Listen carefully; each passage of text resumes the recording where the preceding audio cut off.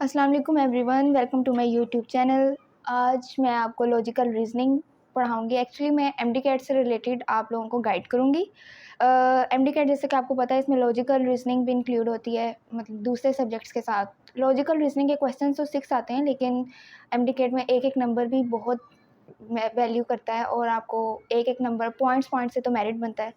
तो ज़्यादा मैं टाइम वेस्ट नहीं करूँगी, हम अपना टॉपिक शुरू करते हैं। लॉजिकल रीज़निंग सिलेबस में लॉजिकल रीज़निंग बस लिखा गया है, उसमें से कोई उन्होंने स्पेसिफ़ाई नहीं किया कि इसमें सिलोजिज़्म आएगी या दूसरे टॉपिक्स आएँगे। तो ओवरऑल हम इसको देखेंगे। सबसे पहले जो मोस्ट इम्पोर्टेंट टॉपिक है वो है सिलोजिज़्म का। इसमें से मस्ट एक क्वेश्चन आ जाता है, मतलब मैं रिपीटर थी और दोनों साल में मैंने इसका एक क्वेश्चन तो पेपर में ज़रूर आया। तो अब हम इसको शुरू करते हैं। सिलोजिज़्म में सबसे पहले अब हम देखते हैं सिलोजिज़्म एक्चुअल में है क्या। इसमें क्वांटिफायर्स 2 तरह के होते हैं, एक होता है यूनिवर्सल और एक होता है पार्टिकुलर। यूनिवर्सल में आल और नो आते हैं और पार्टिकुलर में सम और सम नॉट। एक्चुअली में सबसे पहले हम देखते हैं आल ए आर बी। इसमें डिफरेंट केसेस होते हैं, मैं आपको पहले वो एक्सप्लेन करती हूँ कि अगर आल ए आर बी है, हम आल को आपस में इंटरचेंज नहीं कर सकते। इसके कुछ पॉइंट्स हैं, मतलब इनको याद करने के कुछ टिप्स हैं, क्योंकि अगर समझाने लग जाओ तो ये बहुत ही ज़्यादा एक्सप्लेन करने लग जाओ तो बहुत ज़्यादा टाइम कंज्यूमिंग टॉपिक होगा पढ़ने के लिए, क्योंकि एमडी कैट के बच्चों के लिए इतना टाइम नहीं होता कि वो लॉजिकल रीजनिंग को बहुत ज़्यादा देख पाएँ, क्योंकि बाकी सब्जेक्ट्स भी बहुत ज़्यादा लेंथी होते हैं। तो सबसे पहले मैं आपको एक टिप बताती हूँ कि कुछ टिप्स हैं कि आल ए आर बी, आल को हम लोग आपस में इंटरचेंज नहीं कर सकते, मतलब आल ए आर बी है तो हम आल बी आर ए इसको नहीं कह सकते। उसके बाद हम देखते हैं सम ए आर बी, सम आपस में इंटरचेंज हो सकता है, सम बी आर ए हम इसको कह सकते हैं। वैसे तो मोस्टली इसको वेन डायग्राम के ज़रिए किया जाता है, लेकिन मैं आपको थोड़ा डिफरेंट मेथड बताऊँगी, क्योंकि वेन डायग्राम मोस्टली मैथ्स के बच्चों के लिए परफेक्ट है, क्योंकि वो इसको अच्छी तरह से समझ सकते हैं कि वेन डायग्राम में किस चीज़ को हमने किस तरह लेना है, किस चीज़ को इंक्लूड करना है, किसको नहीं। वेन डायग्राम एक्चुअल में मुझे थोड़ी सी डिफ़िकल्ट लगती थी, तो मैंने इसका दूसरा मेथड देखा, काफ़ी सर्च के बाद मुझे ये मिला और ये काफ़ी हेल्पफुल रहा मेरे लिए। तो आगे हम देखते हैं कि वैसे तो मैंने इसके साथ पॉसिबिलिटी डायग्राम्स भी बनाए हैं, वो केसेस हम बाद में डिस्कस करेंगे, तो हम वेन डायग्राम की तरफ फ़िलहाल नहीं जाते। ये मैंने छोटी सी टिप लिखी है कि आल के जो डायग्राम हैं, आल से हमें सम मिलेगा। वैसे तो ये एक कॉमन सेंस है कि आल में सम आता है, लेकिन फिर भी वैसे ही याद करने के लिए, लेकिन सम से हमें आल नहीं मिल सकता। यानी कि ये मैंने आल की वेन डायग्राम्स बनाई हैं कि आल ए आर बी, ए को अंदर रखेंगे, बी को बाहर। हम इसको यूँ भी लिख सकते हैं, दोनों तरीके से। उसके बाद ये सम ए आर बी, ये मैंने सम की डायग्राम्स बनाई हैं कि सम में कुछ इसका ओवरलैप होगा, ए और बी आपस में कुछ ओवरलैप होंगे, लेकिन ये बाकी जो डायग्राम्स है ये पॉसिबिलिटीज़ डायग्राम है, मतलब कि ये पॉसिबल भी हो सकता है कि सम में ये डायग्राम्स भी आ सकती हैं। मतलब अगर सम ए आर बी है तो सम की डायग्राम है, इसमें ये मिनिमम इंटरसेक्शन है, मतलब मोस्टली फॉलो इसी को ही करना है। ये आगे पॉसिबिलिटी डायग्राम्स हैं कि हम इसको यूँ भी ड्रॉ कर सकते हैं, ये मिनिमम इंटरसेक्शन है और ये मैक्सिमम इंटरसेक्शन। आपने इसको दोनों तरह देखना है कि सम या आल, नो सम नोट, इसमें मिनिमम इंटरसेक्शन क्या हो सकती है और मैक्सिमम इंटरसेक्शन क्या हो सकती है। अब हम आगे चलते हैं कि some A are not B. पहले हमने आल ए आर बी को डिस्कस किया, फिर सम ए आर बी को डिस्कस किया। अब हम डिस्कस करते हैं some A are not B. Some A are not B में मिनिमम इंटरसेक्शन जे है और मैक्सिमम इंटरसेक्शन इसकी ये होगी कि सबसे पहले सम ए आर नोट बी, ये इसकी ओवरलैपिंग थोड़ी सी हुई है, मिनिमम इंटरसेक्शन, और जो मैक्सिमम इंटरसेक्शन है उसमें आपने सम नोट जो है उसको बिल्कुल नो में ले जाना है। अब हम नो के डायग्राम्स देखते हैं। नो ए इज़ बी, वो तो बिल्कुल सेपरेट हो गए कि कोई भी ए बी में या कोई भी बी ए में नहीं आ सकता, तो इसको डायग्राम ऐसे बनेगी। ये वेन डायग्राम की केसेस जो मैंने आपको एक्सप्लेन किए कि इसमें डायग्राम्स ऐसे बन सकती हैं, लेकिन एक्चुअल में मैं आपको ये मेथड एक्सप्लेन नहीं करूँगी। मैं आपको एक टिक क्रॉस मेथड है वो एक्सप्लेन करूँगी, जो मैंने खुद फॉलो किया था, ये सिर्फ समझने के लिए, क्योंकि मोस्टली लोग इसको फॉलो करते हैं। आगे हम देखते हैं, सबसे पहले मैंने बताया कि जो ए है वो, जो ए के केसेस हैं उनको आप आपस में इंटरचेंज नहीं कर सकते। सम को आप आपस में इंटरचेंज कर सकते हैं, नो को भी आप आपस में इंटरचेंज कर सकते हैं, like no A is B, आप इसको नो बी इज़ ए भी कह सकते हैं। और अगर हम सम नोट की बात करें तो सम नोट वही इंटरचेंज होता है जो हमारे पास नो से निकला हो। अब हम आगे चलते हैं, मैं आपको एक्सप्लेन करती हूँ। ये मैंने यहाँ पे लिखा हुआ है कि सम को आपस में इंटरचेंज कर सकते हैं। Some A are B is equal to some B are A, यानी कि अगर आपके पास सम ए आर बी उसमें आपको स्टेटमेंट में दिया गया है और कंक्लूजन में सम बी आर ए दिया गया है, तो आपने बगैर सोचे समझे इसको ट्रू कर देना है, क्योंकि ये हमारे पास ठीक है। नो वाले केस में अब हम चलते हैं। नो भी आपस में इंटरचेंज हो सकता है, no A is B, no B is A, ये दोनों सेम है। मतलब अगर आपको ये स्टेटमेंट में दे दिया जाए तो कंक्लूजन में अगर ये हो तो आपने इसको करेक्ट कर देना है। आगे अगर हम लोग नो से सम नोट निकालें तो तब आपने उसको आपस में इंटरचेंज करना है, लेकिन वैसे सम नोट आपस में इंटरचेंज नहीं हो सकते।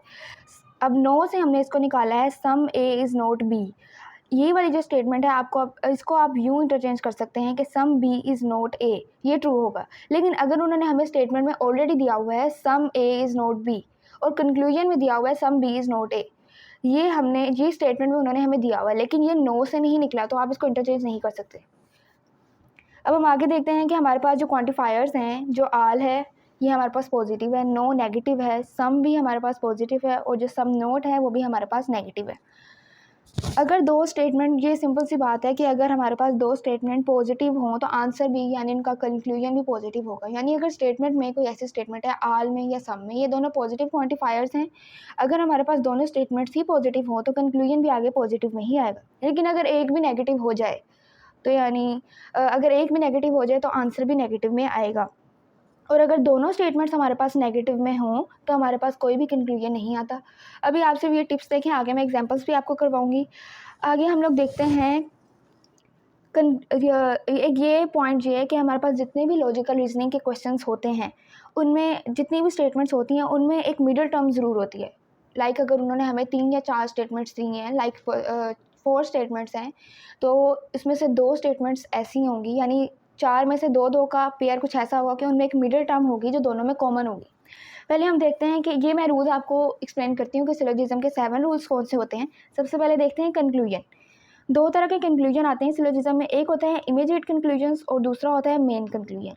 इमीडिएट कंक्लूजन वो होता है जो हम किसी स्टेटमेंट से खुद निकालते हैं और जो कंक्लूजन उन्होंने हमें दिया होता है स्टेटमेंट में जो कंक्लूजन दिया होता है उसको हम ठीक कर देते हैं। मतलब इसके लिए वेन डायग्राम या टिक क्रॉस मेथड किसी चीज़ की ज़रूरत नहीं होती, ये हम खुद डिड्यूस करके इसको कर सकते हैं।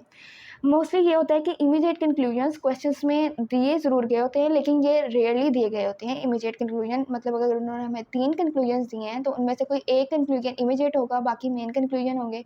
तो मेन कंक्लूजन के लिए हमें वेन डायग्राम मेथड या टिक क्रॉस मेथड को फॉलो करना होता है। लाइक इमीडिएट कंक्लूजन्स वो होते हैं, लाइक अगर उन्होंने हमें स्टेटमेंट दी है, जिस तरह मैंने आपको पहले टिप्स बताई कि आल ए आर बी है, तो हम आल को सम में चेंज कर सकते हैं। आल को हम लोग सम से एक्सचेंज कर सकते हैं, तो सम ए आर बी और सम आपस में इंटरचेंज हो सकता है, तो सम ए आर बी और सम बी आर ए। अगर उन्होंने हमें इस स्टेटमेंट में से, ये स्टेटमेंट है और अगर कंक्लूजन्स में अगर ये दिया गया है, ये हम खुद निकालेंगे। अगर उन्होंने ये कंक्लूजन दिया है तो हम इन दोनों में से कोई भी कंक्लूजन हो हम उसको ट्रू कर देंगे, मतलब ये हमारा आंसर होगा। लाइक अगर उन्होंने दिया हुआ है आल बी आर सी, तो आल को सम में इंटरचेंज करेंगे, आल को सम से रिप्लेस करेंगे, सम बी आर सी होगा और सम आपस में इंटरचेंज हो जाता है, तो सम बी आर सी और सम सी आर बी। इस तरह की स्टेटमेंट्स में से हम कंक्लूजन निकालेंगे। ये सारे इमीडिएट कंक्लूजन्स होते हैं। अब हम मेन कंक्लूजन की तरफ चलते हैं। मेन कंक्लूजन है इमीडिएट कंक्लूजन में आपको बताती हूँ कि जो हमें एक परमिसेस जो होता है ना, परमिसेस ये आल ए आर बी यानी एक स्टेटमेंट को बोल रहे हैं, इसमें से हम निकालते हैं इमीडिएट कंक्लूजन। लेकिन मेन कंक्लूजन हमें मिडिल टर्म वगैरह और इन सब चीज़ों को देखते हुए, यानी जितनी भी स्टेटमेंट्स दी गई हैं उन सारों को मद्देनज़र रखते हुए हमें उसमें से कंक्लूजन निकालना पड़ता है। मैं आपको मेन कंक्लूजन के बारे में बता रही थी कि मेन कंक्लूजन में मतलब कि ये सिर्फ एक टिप है उनके लिए जो वेन डायग्राम का यूज़ करते हैं कि अगर आपकी इस तरह ओवरलैपिंग हो रही हो, completely overlapping A B C कोई भी उन्होंने दी हो, तो आप इसको यूँ कर सकते हैं कि इस तरफ से इस तरफ जाएँ तो वो आल का मीनिंग देगा, और अगर इस डायरेक्शन से इस डायरेक्शन में जाए तो ये सम का मीनिंग देगा। आगे हम देखते हैं, मैं आपको एग्जांपल से समझाती हूँ कि अगर उन्होंने हमें स्टेटमेंट दी हुई है आल ए आर सी, तो आल को हम सम में चेंज करेंगे। ये सारे पॉइंट्स हैं, ये इसमें बहुत ही ज़्यादा इंपॉर्टेंट है कि ये चीज़ें आपको याद रखनी पड़ेंगी कि आल आपस में इंटरचेंज नहीं हो सकता, जो सम है वो आपस में इंटरचेंज हो सकता है। आल को हम लोग सम से रिप्लेस कर सकते हैं, नो आपस में इंटरचेंज हो सकते हैं, नो से अगर सम नोट हमारे पास अगर नो से निकला हो तो वो भी आपस में इंटरचेंज हो सकता है। तो ये जो और मेन बात ये है कि इसमें पॉसिबिलिटी वाले क्वेश्चंस भी होते हैं, उनको भी हम डिस्कस करेंगे। पॉसिबिलिटी और कंक्लूजन में डिफरेंस ये होता है कि कंक्लूजन वो होता है जो दोनों डायग्राम में ठीक होता है। वेन डायग्राम की मैं बात करूँ, यानी उसमें जो भी हम डायग्राम पॉसिबिलिटीज़ वाले बनाते हैं वो दोनों डायग्राम्स में ठीक होता है। लेकिन पॉसिबिलिटी वो होती है जो किसी एक डायग्राम में तो ठीक होती है लेकिन दूसरे में नहीं। इस आज के लेक्चर को हम यहीं पे क्लोज़ करते हैं। जो सिलोजिज़्म के 7 रूल्स हैं वो मैं आपको नेक्स्ट वीडियो में एक्सप्लेन करूँगी। आप इन टिप्स को याद रखें, ये आगे आपको नेक्स्ट वीडियो में बहुत काम आएँगे। अल्लाह हाफ़िज़।